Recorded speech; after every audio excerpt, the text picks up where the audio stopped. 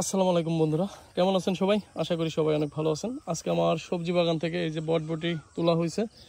এখানে 4 থেকে 5 কেজির মতো বটবটি হবে। আজকে বেশি তুলতে পারি নাই, কারণ হচ্ছে গাছের ধরটা দেখলাম কমে গেছে।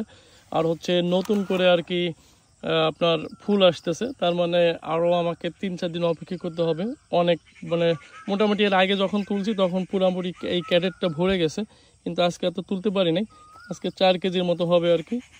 তারপরেও আলহামদুলিল্লাহ যে পেঁপে গাছের সঙ্গে সাথী ফসল হিসাবে আমি এই বটবটি লাগিয়ে মোটামুটি এ পর্যন্ত প্রায় 3500 টাকার মতো বিক্রি করলাম। মানে নিজের খাওয়ার পরেও। আমি আপনাদেরকে একটু দেখাই গাছগুলা কি অবস্থা। এই যে দেখেন, এই যে গাছগুলোর অবস্থা দেখেন।